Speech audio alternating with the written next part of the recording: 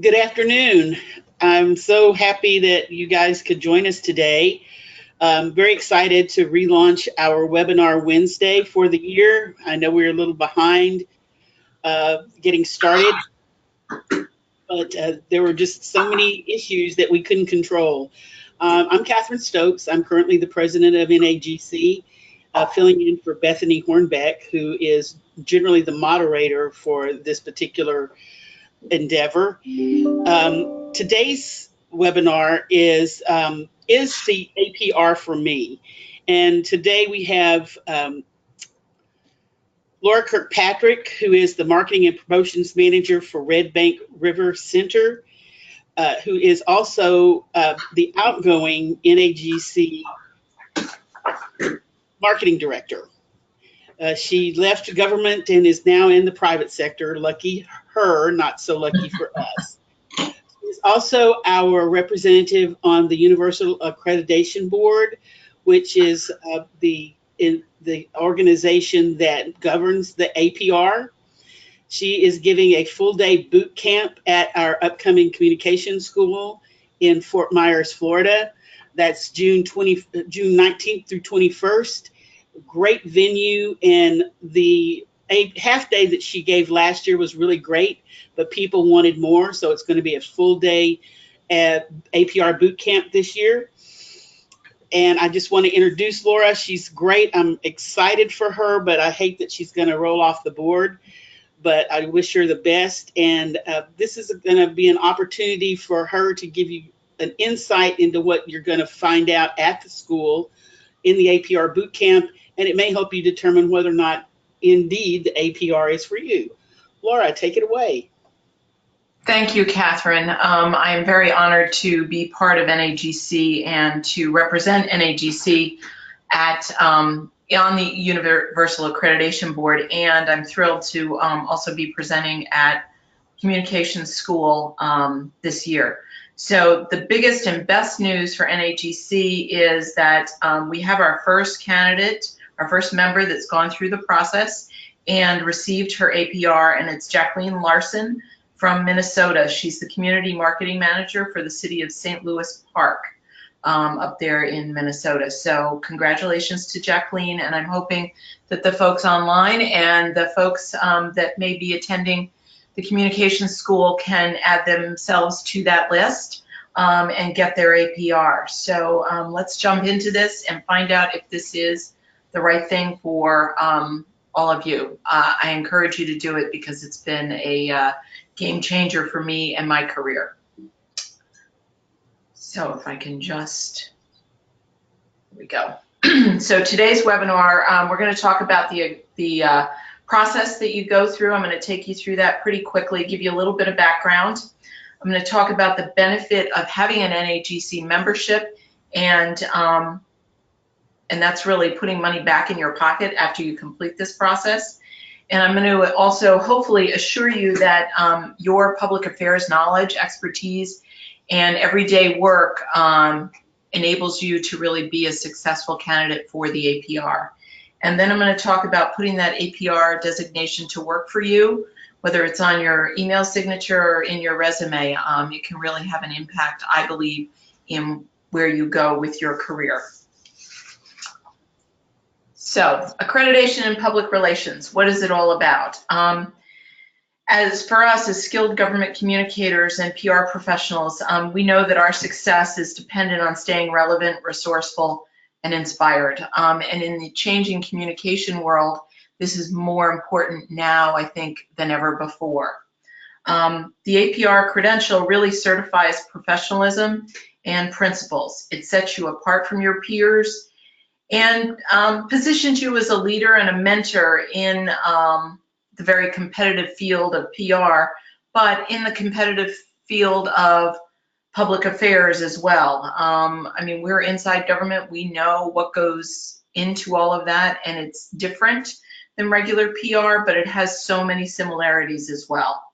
So the process for APR really builds on the foundation of your educational degree, no matter what that is, whatever you have a BS or a BA or an associate's degree in. And the APR helps you keep current on today's best practices and the applications in our, communications world. There is a certificate in PR for recent college grads. The APR is the next logical step for these young professionals. So keep in mind, there is a pipeline of practitioners who are being prepped and will be ready to earn the APR. So those folks fresh out of college may have a certificate in public relations. And if they've gotten it through PRSA and the UAB, they will be ready to take the APR in 5 years. So you're going to have young staffers possibly that are going to be ready to go and bypass you if you don't have your APR. And the other thing is, if you have your APR, you can mentor these folks through the process. So just something to keep in mind. The APR process is really an exercise in success. It helps you kind of quantify what you've been doing and really lets you assess what you've done and where you're going. It's an opportunity to make additional contacts and maybe even set some career goals. The APR takes a professional. It's someone with exceptional experience, great expertise, and a strong dedication to values and ethics. So that's the process, and I'm hoping you're ready to begin your journey with me. So who is the UAB? The UAB is the Universal Accreditation Board that oversees the entire process, soup to nuts, for the APR. They're all about developing and maintaining the policies and the marketing efforts for the credential. They keep the examination fresh and current. There's a constant review and testing of the questions. A few years ago, they updated the exam, and everybody thought it was a new exam. It was an update. And it was to remove things like saying, when on social media and posting to MySpace, you should blah, blah, blah. They took out those questions and made it more generic with reference to social media, use of video, and some other things, all those skills and those tactics that we're using every day in the workplace, but making those questions higher level thinking that can transcend time, because Twitter and Snapchat and all those things will go away and something else will replace them. So the questions remain consistent.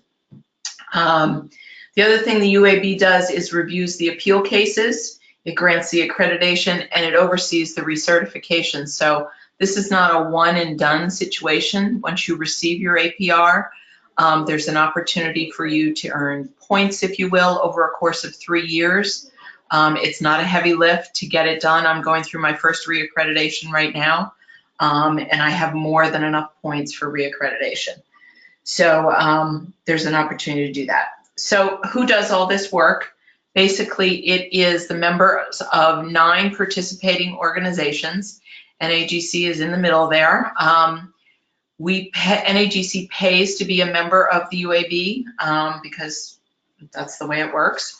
And they pay per APR member as well. It's interesting to note that the first group there, the group in Puerto Rico, you need to have a license to practice public relations in Puerto Rico. And the APR is one of the things you can use in Puerto Rico to prove that you are able to be licensed. So if you ever have thoughts of retiring to Puerto Rico and you want to continue in PR, there you go. That's your first step in getting your license in Puerto Rico. So it's a group of professionals from each of these organizations that oversee the whole process. It is a working board. We all have assignments, and they're sticklers for keeping up with task assignments and getting things done. We only meet a few times a year. The other thing to note is the second group on the list is CAPIO, the California Association of PIOs. They are the only other specifically government organization that participates in the UAB. So anybody on the West Coast, it might be easier for you to work with the folks in California. They have a very robust program to get people through the process and to earn their APR. So just another opportunity for you. So who seeks accreditation and why? Why do people become accredited? The primary reasons are career advancement and self-improvement. The percentages and all that are there. One of the things the UAB and PRSA are working on is educating HR, human resources leaders, about the APR and its value.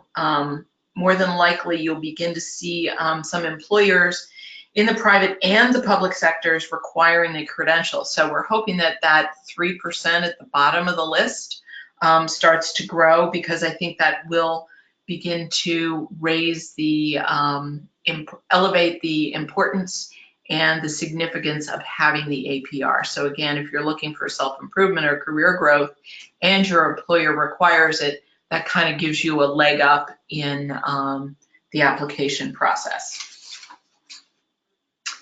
So this is a quote by a very nice man from Illinois, and he talks about how accreditation really made a difference in his job. And I was going to write something and put it in there, but really this embodies how I feel about the APR. It made a positive impact on my previous job, and earning it was definitely a challenge, but the sense of accomplishment earned is something that is truly carrying me through my current career. I retired from government service, if you will, and taken a job in the quasi-government private sector.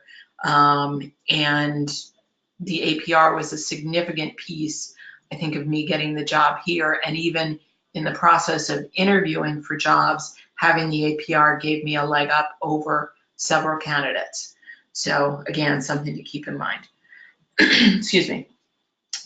So going forward, the UAB and the APR process really tests your knowledge, skills, and abilities. And I feel very passionately that government communicators have all the same skills as folks in the private sector.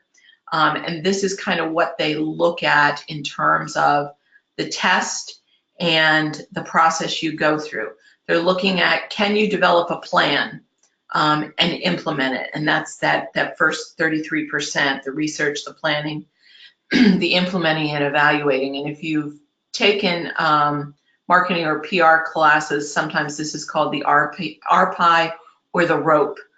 This is the biggest piece of it. It's developing that, whatever you're going to do, and implementing it. They talk a lot about ethics in the law, managing issues and crisis communications. I know a lot of us spend time doing crisis, the fun stuff, but it also tests you on communications models and theories, and there is detailed information about all that. Don't get overwhelmed. The questions are not crazy difficult, and they're not designed to trip you up.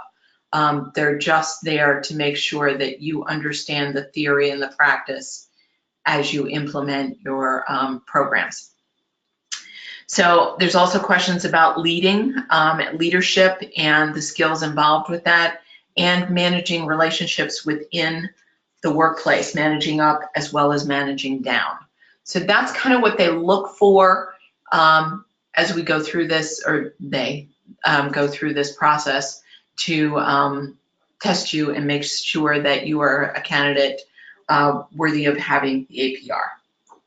So basically, the APR takes 4 steps. You can go on that website, the praccreditation.org website, and it's pages and pages and pages of stuff. And it basically boils down to, you need to apply to take, to enter into the process. You need to do a presentation. You need to take the test, and then you need to maintain your accreditation. It's really those 4 pieces. So I'm going to break that down now for you. And demystify, I'm hoping, some of it. So in applying for the APR, you have to print the form from the UAB website. There's a link through the NAGC website to get there. You download it. They're really old school on this. It's something they're working on, but you have to download it, fill it out, and either fax it or scan it and send it back to them. You have to submit it with the payment, and I'll get to that at the end of the presentation. You'll receive your notification of eligibility to continue within a week or so. And that's when you should be ready to go. I would recommend when you apply, you've already started on step 2, because, as that big blue arrow says, from the time you get your notice of eligibility, you have 365 days to complete the process. Now, they can extend it a month or two for extenuating circumstances, but really your clock starts ticking and you have 12 months to do this. So your next step. So you need to go in, you can download these resources today. You should download the panel presentation questionnaire and get started on that. It's long, it's involved, and you need to spend a lot of time on it. It's got a lot of thought-provoking questions. One of the questions is, if you could design your department in any way you wanted without any concern for funding, you had an unlimited budget, what would you do? It's a great question. For me, when I put that to paper and said, this is what I want to do with my department, it really made me start thinking about that, and I was able to advocate and actually implement some of those things. The hold off on some of the other things I wanted to do was certainly on budget, but you know, it got the ball rolling for me, and I think I left my department in a better situation when I moved on. So it can be, these questions can be empowering as well. So download the questionnaire, get started on it. When you have made some significant headway on the questionnaire, it's going to take you several hours, maybe several days to work on that. I suggest that you work on it, put it away, look at it again. And once you're near completion, that's when you're going to request a panel presentation, because you're going to not present your questionnaire, but you're going to present a campaign that you've done. And when I say a campaign, it's about doing research, setting objectives, implementing a plan, and then evaluating it. And that is the core of really the APR process. Can you develop a PR program? Can you implement it? And can you evaluate it? So, and you need to be able to explain why you did that. So you talk a little bit about that in the panel presentation, in your questionnaire, but when you actually do your presentation, that below the blue line piece, that's when you're going to present your portfolio and explain your campaign to a committee of 3 folks that will be hearing you out. So anyway, back to completing the panel presentation. You're going to request for the date, and then you're going to submit copies of your questionnaire by email, hopefully, at least 15 days prior to the actual presentation. So that buys you a little bit of time to finish your portfolio and be prepared to explain your campaign that you have done. You can do it as a PowerPoint, or you can just do it in a notebook and have notebooks available to the folks that are there. When you actually go to the panel presentation, again, that below the blue line piece, you're going to present your portfolio and you're going to respond to interview questions. Excuse me. And the interview questions are going to be from the panelists. They're going to be based on the questionnaire that you did. They're going to ask you in-depth questions about your answers. They're going to ask you to explain a little bit more, and they'll probably ask you to explain your campaign in depth. So this is really the 2 pieces of the panel presentation. It's a little nerve-wracking because you need to get through this process to take the exam. I had more angst over the panel presentation than I did over the exam, but I know other folks have felt the opposite. They were okay with the panel presentation and weren't too sure about the exam. So it's different for everybody. So the panelists are going to score you on 16 KSAs, and the KSAs are those knowledge, skills, and abilities that I touched on before. The research, planning, and implementing, that 33%, the applying laws and ethics, managing issues, crisis communications, that kind of stuff. So they're going to ask you questions, and they're going to score you on that. They have a score sheet that's all set. And then after that's all done, you shake hands and you go on your way. PRSA will actually notify you whether you're to be advanced or not to be advanced to the exam section. Should you not be advanced, there are some steps you go through to redo your panel presentation. You need to do your panel presentation before you can take the exam. If the unfortunate circumstances that you do not pass, there is some reprieve and there are some resources we can get you to get you through the process. So you've made it through the panel presentation. The next thing you have to do is take the exam. You need to study for it. There's the online study guide from PRSA, and there's a couple of books that you should probably get or borrow from folks. I even have them. I can send them to somebody. I'll loan them to you because nobody wants to spend a lot of money on those books. So you need to schedule your exam at one of the testing centers. They're relatively convenient to most areas of the country. And once you go to the center and you take the test, you will know by the end of the test whether you passed or failed. It will tell you. But the official pass or fail notice will come from PRSA in 2 to 4 weeks. That's because Prometric has to notify PRSA and then they have to go through their process. That's why there's a little bit of a lag.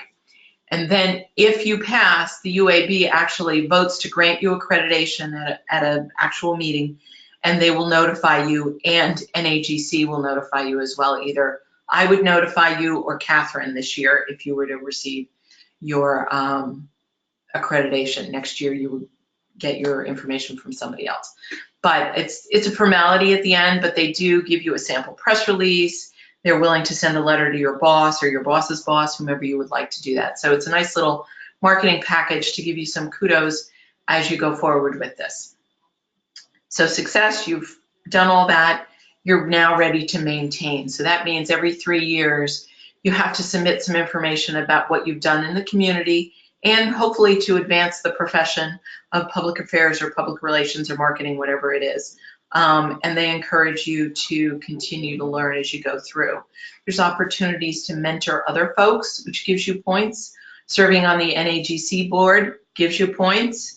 Serving on any number of local PR things gives you opportunity to earn points as well. Also, there's online learning through PRSA, NAGC. This webinar would give you points. There's a whole bunch of things to get you over. And I think it's like 12 points you have to earn over 3 years. So it's not a heavy lift. Okay, oh, sorry.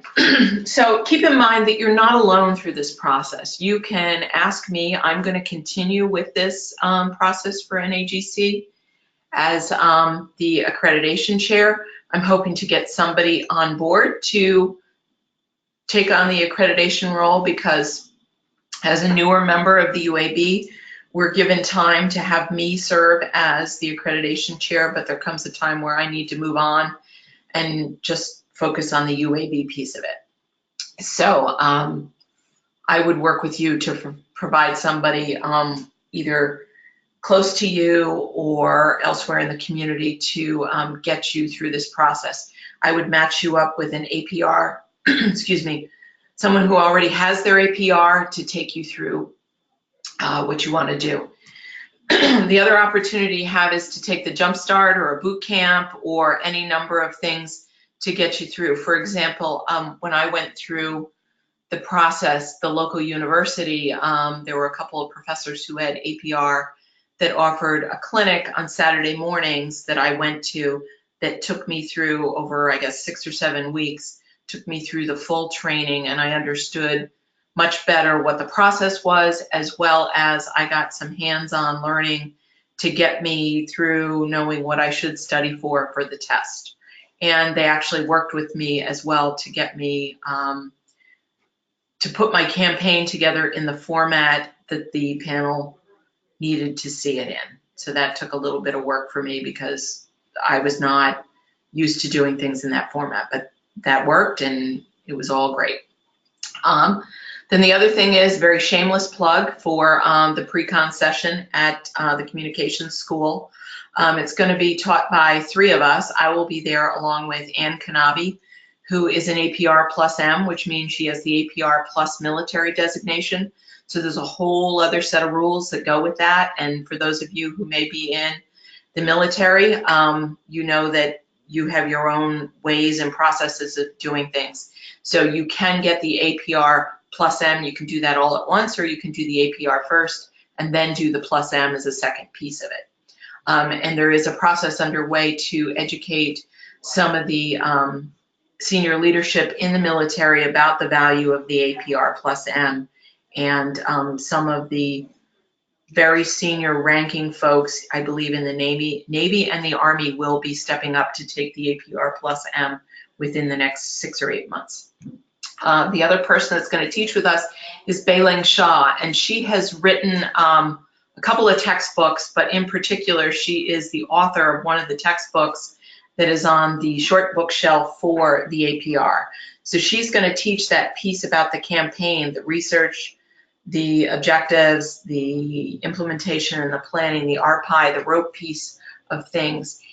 If anything, if you're at the school, it's worth it to sit through her session in the morning. She is awesome and amazing, and you will learn so much from her. I'm excited to sit in and listen to what she has to say as well.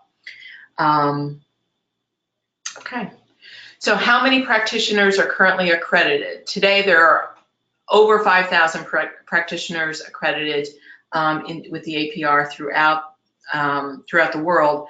Most of them are in the US, and 4,300 are PRSA members. So the importance here, or the thing to take away here, is that we're trying to get the other practitioners are coming from these other groups. Some people like me have a membership in PRSA as well, so it's a little deceiving. But we want government communicators. CAPIO and NAGC are very focused on getting more government communicators to participate in this process and move them along. So who is eligible? If you're a member of one of the 9 participating UAB organizations, you're in. The recommendation is you have 5 years of paid full-time experience in public affairs, PR, marketing, whatever it is. That's to kind of get over that hump of just out of school and give you some real world experience, because you do need real world experience to sit for some of these questions, particularly the leadership and the management questions. You need a little bit of work under your belt. So the fee is currently $385, and if you are successful, NAGC rebates $110 to NAGC members after the APR is granted. So you got to go through the whole process, and then you get your $110 back. So, and the caveat is the first 10 members to earn the accreditation annually. So we only have 1 for this year, so you got 9 other people are eligible for the $110. The other thing is the APR is good for life after you fulfill your maintenance or your recertification requirements.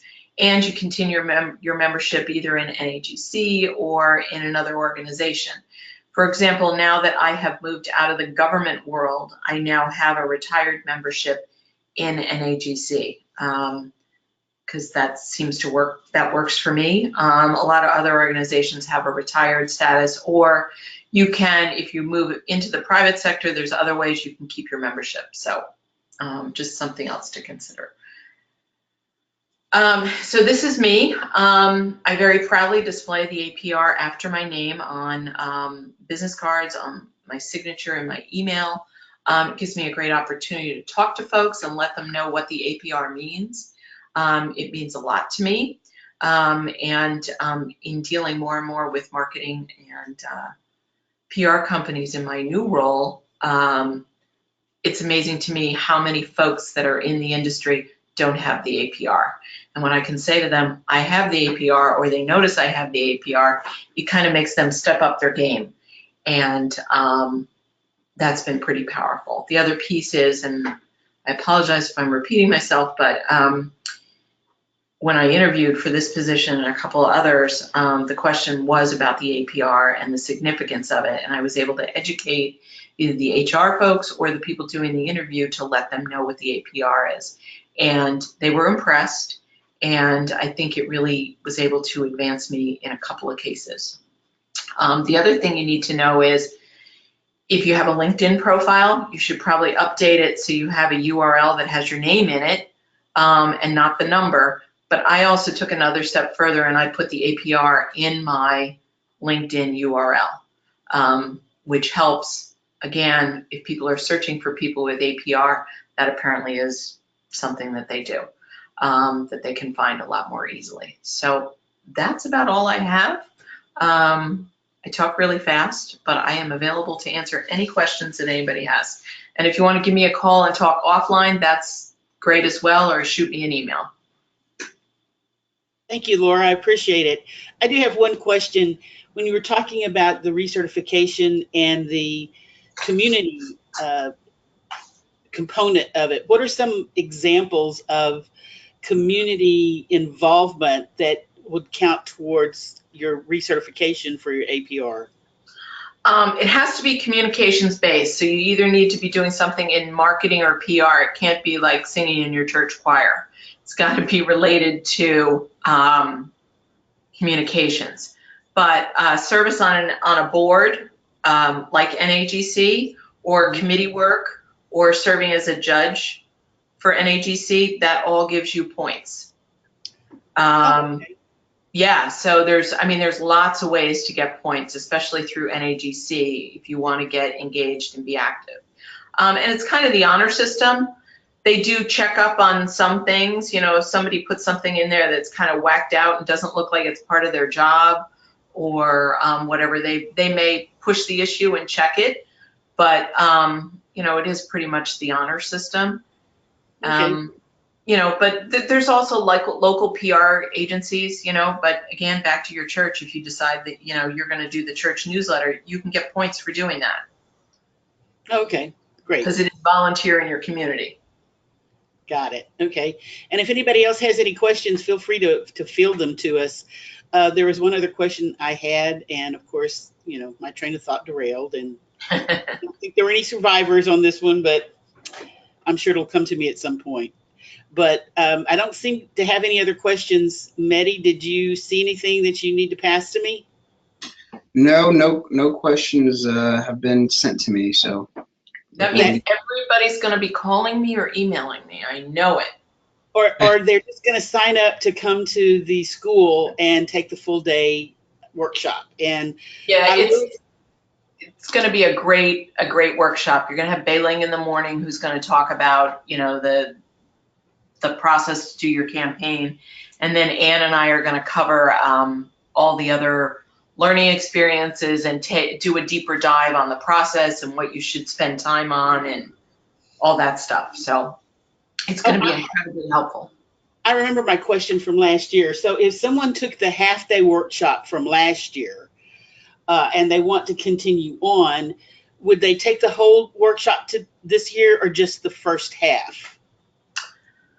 Well, I'd love to have them take the whole thing because we are changing things up a little bit. But if they're pushed for time or they want to split, they could just take, I would recommend that they take the morning because the morning is going to be awesome. Okay. All right. And I will say for anybody who wasn't able to attend Laura and Ann's presentation last year, we got great feedback from participants for their session. Thank you. Oh, and we got points for doing that session. Oh, well, great. For our reaccreditation. Yep.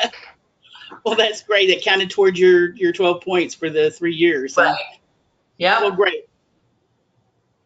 It doesn't look like we have any more questions, so that just means that either you answered everyone's questions, which you gave us a lot of information in a short period of time, or that they realize, oh. I do have one question.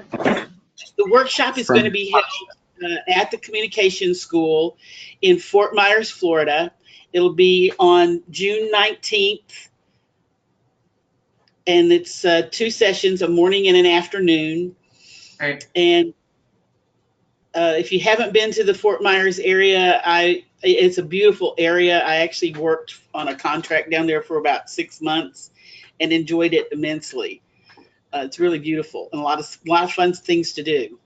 Great. So there's the information, and you can go on the NAGC website and look at the Communication School and look at the full agenda and see the other pre-conference workshops and the 2 days chock full of other cool breakout sessions. Yeah, and if anybody's going to be at the school, I mean, Catherine, you and I were talking about this before, but if I do fly in that Monday night, I'll be available to talk to anybody before, and then during the conference, if anybody wants to meet with me, I'm more than happy. And I know Ann will be there as well. I think Beiling is just going to be there Tuesday. But, you know, Ann and I will be there to answer any questions or meet with folks. All right, that's a great thing. So if any of you who are on this webinar want to have some time with Ann and or Laura, let someone at the registration know so we can get that information to Ann and Laura, and you don't have to go looking for them. We'll ask them to hunt you up. Okay. And it doesn't look like we have any more questions. So I want to thank everybody for your participation today. There will not be a webinar Wednesday next month because that would be the week of the school. But in July, we are planning to have a webinar Wednesday. We're hoping it is the group that we had originally scheduled for last month.